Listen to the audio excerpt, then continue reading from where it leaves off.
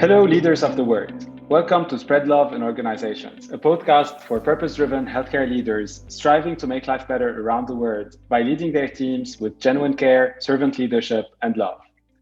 I'm Naji, your host today, honored to be with Dr. Barry Stein, Chief Clinical Innovation Officer and Chief Medical Informatics Officer for Hartford Healthcare. He also practices as a vascular and interventional radiologist. Dr. Stein is also an assistant clinical professor at the University of Connecticut School of Medicine and has held numerous prestigious leadership positions at Hartford Hospital.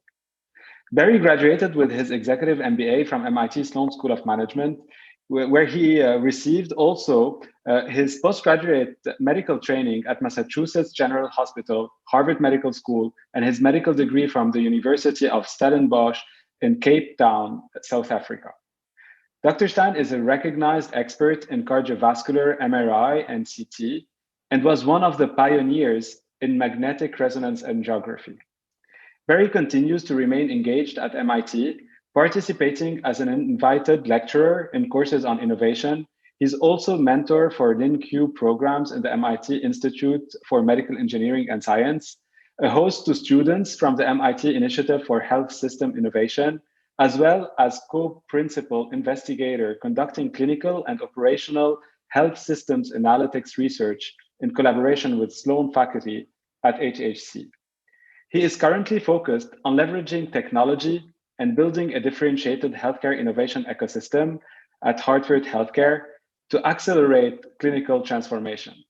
I can go on and on about Barry, and I'm delighted and excited to have you with me today on this podcast. Hi, Naji. Thank you very much. I'm very honored and looking forward to our discussion today. Barry, I'm eager to hear more about your personal story and what's in between the line that took you from South Africa to now leading one of the biggest health institutions in New England. So Naji, thanks for that question. I grew up in South Africa during the apartheid era, a horrible time in South Africa, a time where oppression and was the law of the land and just a lot of injustice. I grew up in a wonderful family with parents that were both immigrants, one of which who fled Nazi Germany and the other from Russia, and grew up in a very modest home with a lot of love, a lot of caring, with a lot of focus around education and serving our community with impact. Our parents always role modeled that was the only thing to do, the right thing to do, and we felt it and lived that every day. I was one of three boys, and always had a passion to become a medical doctor from the age of 4. Again, just with an absolute sort of drive to want to serve others, to heal others, to impact others in as selfless a way as possible. I went to medical school in South Africa, and that in of itself was very sensitizing to the atrocities of oppression, apartheid, and I can remember very vividly being at a medical school at one of the hospitals in South Africa of close to 2,000 beds, and the hospital was literally split in half, mirror image. One for whites and the other for everybody that wasn't white. Duplicated services, different class of services, but an absolute distinct difference between the two. I also grew up when Nelson Mandela, who is, I believe, one of the greatest human beings that ever lived, was imprisoned on Robben Island, and actually an island that we could see in Cape Town, 7 miles from the coast, very easily visible. But at a time where someone was not able to have a book written by Mandela, a picture by Mandela, without sort of being worried about police repercussions. So it was really a very, very intense time. And then I remember right at the end of medical school, when I was doing my internship at a really famous hospital where they did the first heart transplant, Grooteske Hospital. And I remember taking care of a patient, without mentioning names, a very famous patient, a very famous prisoner, together with Nelson Mandela, in the hospital, shackled to a bed for one reason only, because he was fighting apartheid. He was deemed a criminal, a terrorist, because he was fighting apartheid. And I think that backdrop really lives with me every day. And it was really difficult to live in that country for that long. And as soon as I could, I left the country before military conscription. I left the country and didn't really have much money. I had a few $100s in my pockets. I had 2 suitcases. I had just gotten married a few weeks and immigrated to, or left to go and work in Canada, in Moose Jaw, Saskatchewan, the boonies of Canada, and think about Cape Town being an absolutely spectacular country, with climate, with beaches, 80, 90 degrees Fahrenheit, no humidity in the summer. And then immigrating to Canada as a general practitioner, family practitioner, to earn some money before immigrating to the United States. And I remember very clearly arriving in Moose Jaw, Saskatchewan, where it was minus 78 with a wind chill. And I remember as a young person just being starkly aware of the privilege that I had in South Africa, of having amazing experiences around me, good and bad, in a beautiful climate, and then sort of going to another part of the world where people were equally happy or unhappy, living in a very, very, very extreme kind of environment, but sort of functioning in the same ways as all of us. And it was just really difficult to reconcile. And I was a young physician. I then went off to Philadelphia to do some research, 2 years of research, not necessarily because I absolutely had a passion to do so, but it was a way for me to get my immigration status correct. And actually, that was a really fantastic time where I got off the wheel of having to work 18 hours a day in the clinic and do research and actually reflect on what I really wanted to do. And enjoyed the academic rigor of the research, and then decided I'd go into radiology because of the lifestyle at the time appealed to me.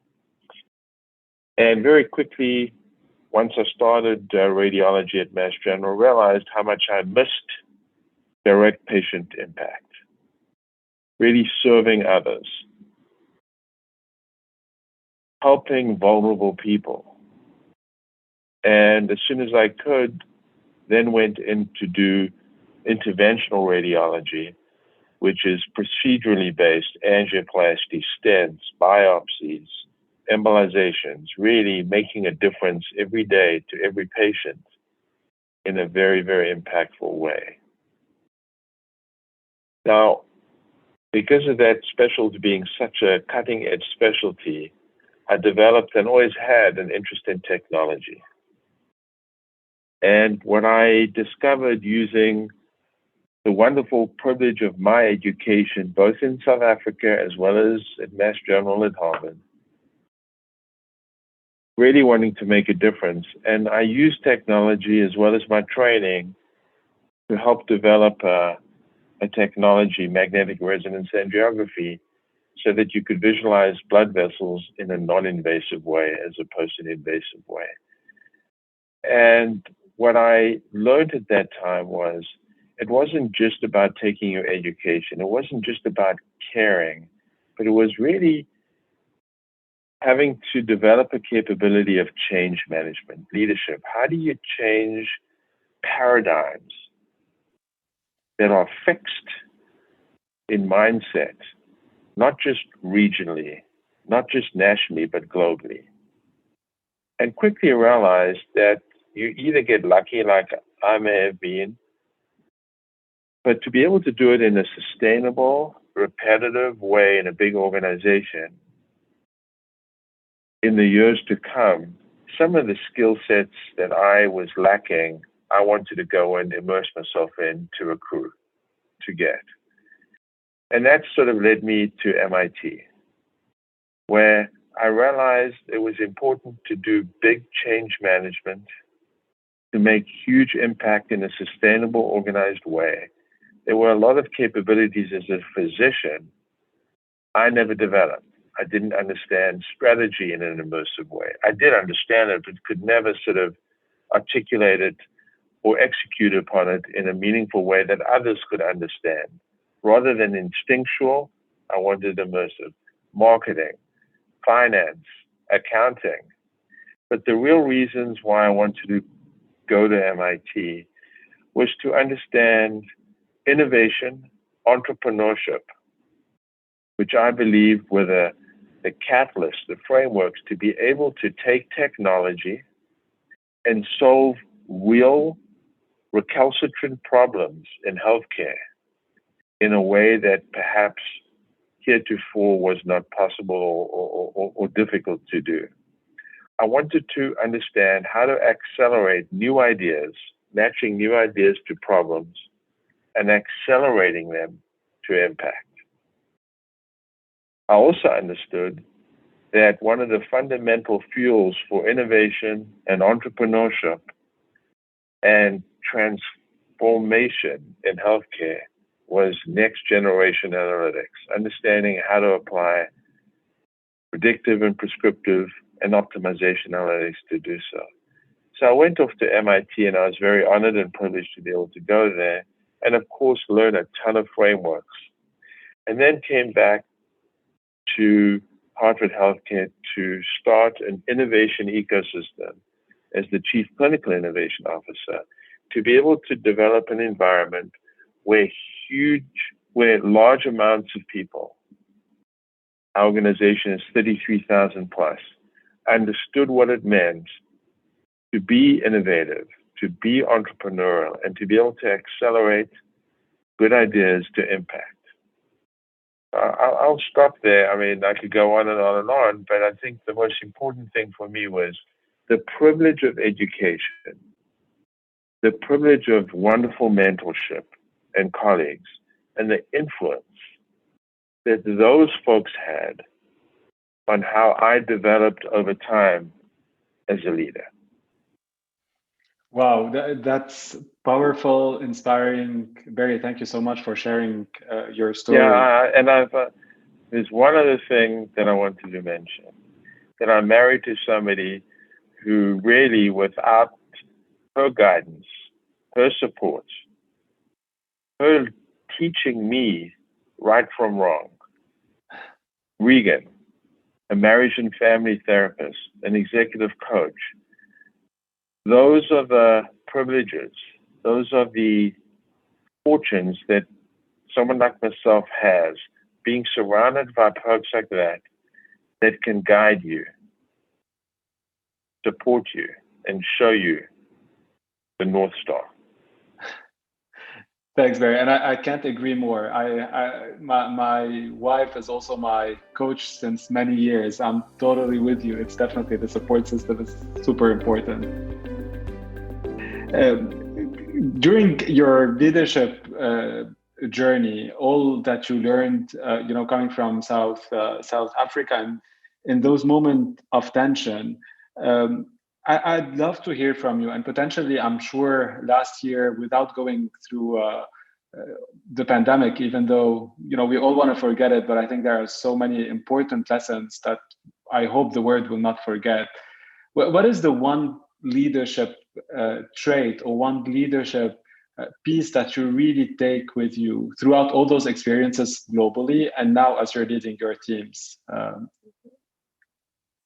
I'll go, and that's such a wonderful question, because obviously there are many different pieces. But I think at the core of this, it's combining something that crystallized with impact for me at MIT, together with my experience in South Africa, and this was it. Growing up, as I said, one of my idols and folks that a person that I looked up to was Nelson Mandela. How somebody like that, who had every reason to be angry when he was liberated, it was never about him. It was never about spending the rest of his life with paybacks, good and bad. It was solving the most difficult problems at hand collectively. And what I think I didn't realize when I was young, but as I got older and as I started to be more and more blessed with more and more incredible people around me, certainly like MIT, I realized one thing, that understanding the problem to solve is key. And then surrounding yourself with folks that have different talents. And some of those folks you may not agree with. In fact, some of those folks you may not even like. Some of those folks you may actually even have a reason to want to have resentment towards for all the reasons. But the magic happens when you forget about the persona that's sitting around the table and you can focus a team of people that are very different, with a lot of interpersonal potential tension and conflict, and focusing them on a problem, a vision that excites them all. And it may sound cliche, but it proved out last year over and over and over again when we had to rapidly create solutions for problems that we had never confronted before. And we could either do it in silos and with the exclusion, or we could bring everybody in with a talent focused on actually solving a meaningful, impactful problem. And it just simplifies it and sort of distilled to that essence. Forget about yourself, forget about all your interpersonal issues. Focus on a mission and a vision that is meaningful, not just the group you're working with, but your community, your region, the world. And extraordinary things can happen. Can you share with us? Can you share with us one of the examples? I'm sure you've done amazing things. Obviously, before the pandemic hit, and the pandemic, as you said, I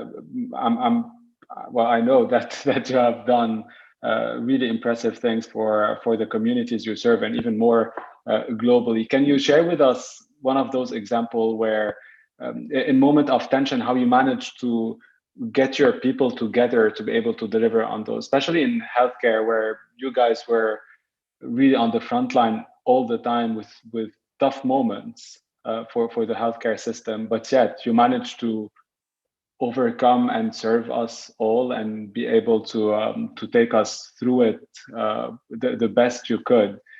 Any example that you can share with us on this? Sure. There's so many, and it's not me, it's the environment that you work, it's the people that you work with, and it's certainly the opportunities that arise. And I'll give you a few examples that may sort of reflect on what at least I believe servant leadership can do and all the possibilities available. And I remember very clearly, let me give you some of the antecedent history to this. For years and years and years, we all of us, believed that virtual delivery of care had a very significant purpose and potential of removing a lot of friction to get access to healthcare. And by that I mean is, why do I have to get into a car to go to a doctor's appointment for her or him to tell me something that I could easily have done in a virtual way? Why does it take me to block off an entire afternoon from my work,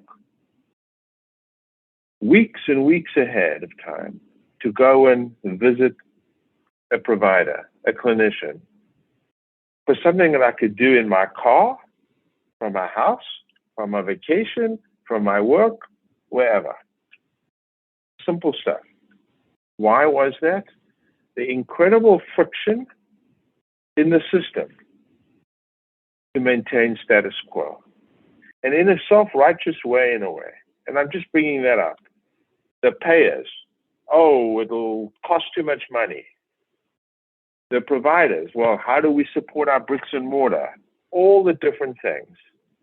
And as you can imagine, before COVID, just moving that concept through a system that had business models that were hardwired created enormous friction in of itself. Incredible antibodies, incredible resistance. And those discussions created animosity and sometimes ill feelings and ill will, not just in our organization, and I'm not saying it happened in our organization, no ill will, just tension. But that played over and over and over again around the world. We have an existential threat that comes upon us in a second.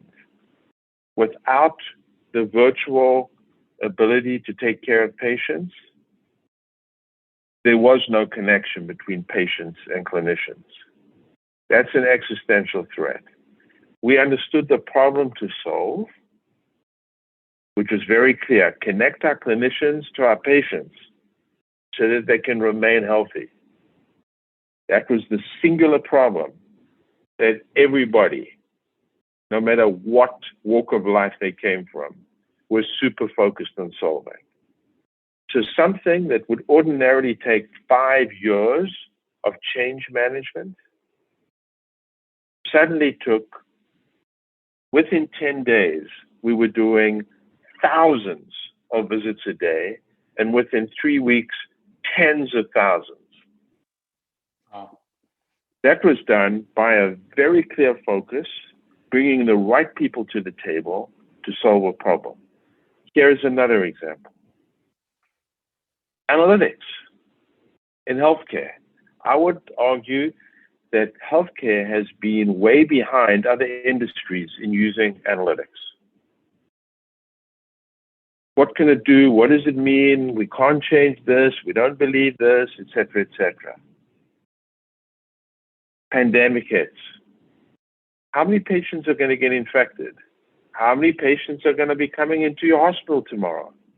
How many patients are going to need an ICU? How many patients are going to need a ventilator? Where are your ventilators? You've got 8 hospitals, 7 hospitals. How do you plan your PPE? No one knew. How could you operate a huge multi-billion-dollar company providing healthcare without knowing any of that? So we were very fortunate. And again, this is relationships, caring, having community that coalesced around solving a problem. We have a wonderful relationship with MIT Sloan, Professor Dimitris Batsimis and his team. We had been working on lots of different analytics before, but this was the moment where the resistance, the sort of trepidation disappeared. The operational folks in our organization, the clinical folks in our organization, the ITS teams in the organization all came together to convert the data that we all know exists into clinical intelligence, into operational intelligence that allowed us very quickly to be able to plan ahead and be equipped to be able to take care of the patients that we predicted that would come in, the number of patients that would need ventilators, our PPE inventory, we were able to really manage more effectively than we've ever before. And what happened in that moment was the resistance, the black box kind of, what is this? All of a sudden disappeared. The animosity just disappeared because we were focused on solving a problem. The same people that were at loggerheads sometimes with one another, all of that disappeared. And we were able to collectively, with all the talent around the table, solve that problem. I can go on and on and on about how important it was to make sure that everybody thought that the problem we were trying to solve was impactful. Yeah. That everybody wanted to get up 18 hours a day, 19 hours a day in the middle of the night to work on this, to solve it, and to forget about the interpersonal disagreements. Yeah. Yeah, it's this laser focus, as you're saying, on the purpose that is beyond individuals. As I reflected on, now we're feeling in some places in the world, we're starting to get back to normal somehow. I'm always afraid that all the energy that we've seen, all that you've shared, my question to you is, how are you going to make sure that we keep it? Like, it took us so many years to get into those transformations that might have been crucial to your eyes, but as you said, many barriers didn't let us go there. So now that we've seen the power of being together to actually act and change radically things, how are you going to make sure that it's maintained in your organization? A great question. I'm sure you ask many great questions. And I think that the most important piece is, first of all, to name it. We went through a lot of change last year because there was an existential threat. We had no choice. And we managed to do amazing things, and we had to change. So change was not an option.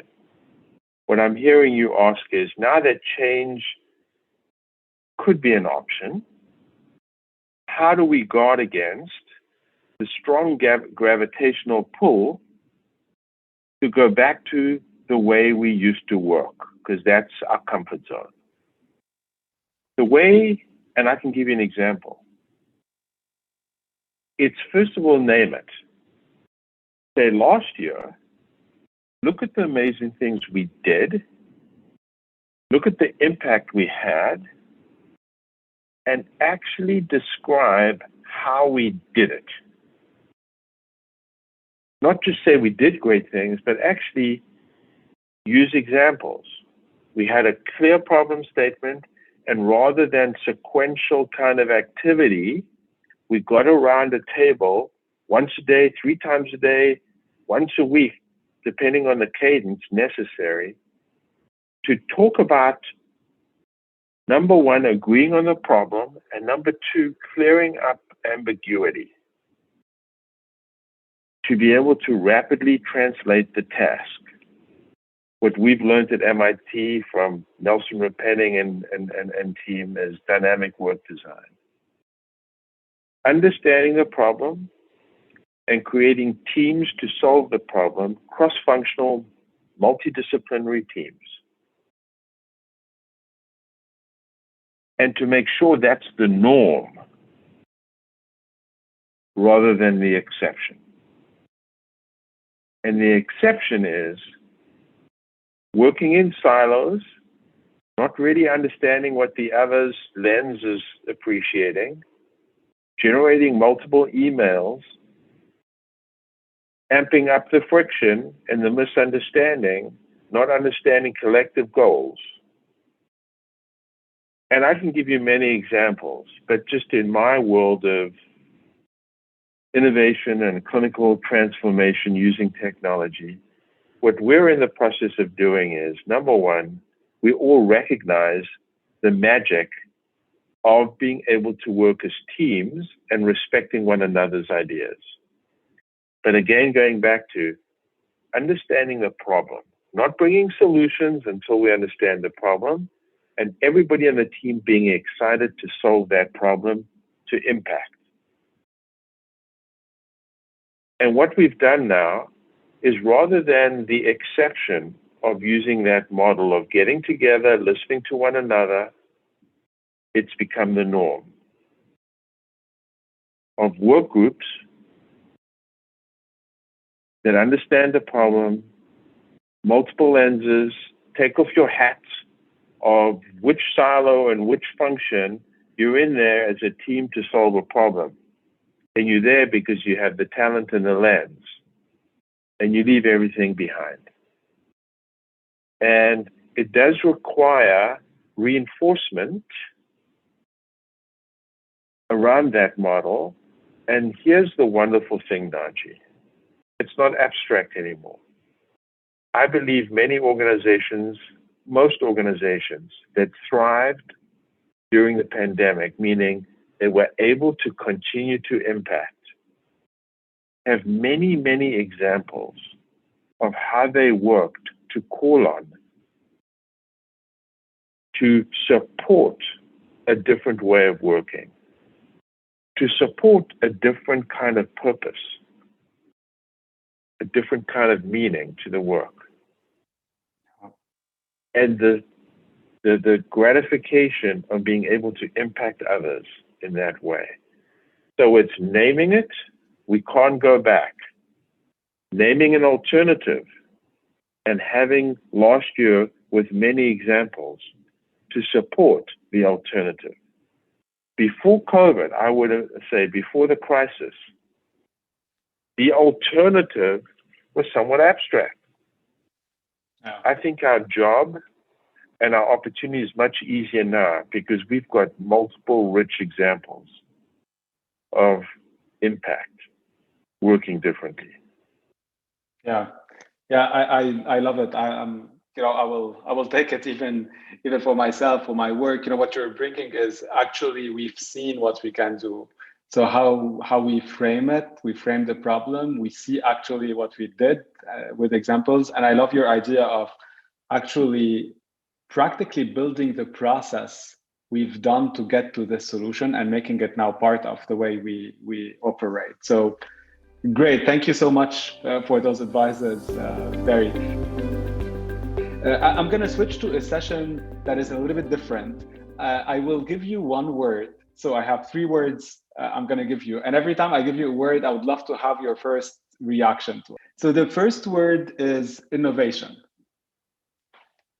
Taking new ideas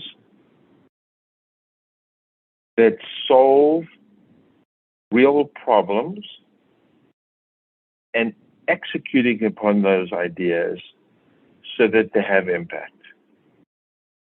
Matching new ideas to real problems and taking those ideas and translating them to impact.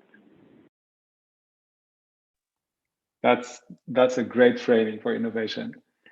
What about LQ2? Qualitative and quantitative leadership. Left brain and right brain harmonizing.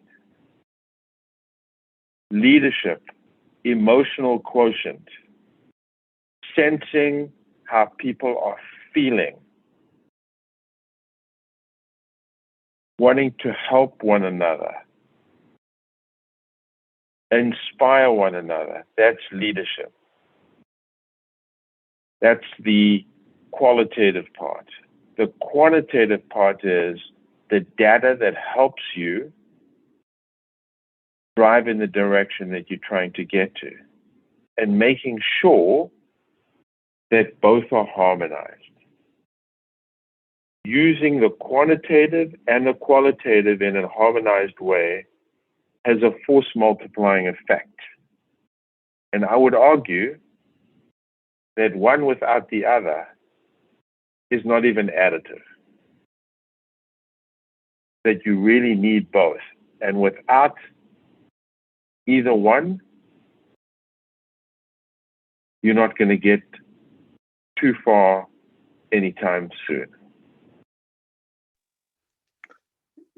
Thanks. And that was where we met. I had the pleasure to listen to you during the lecture, and it's such a powerful lesson for me. This Q squared, in fact, right? The quantitative and qualitative, as you shared.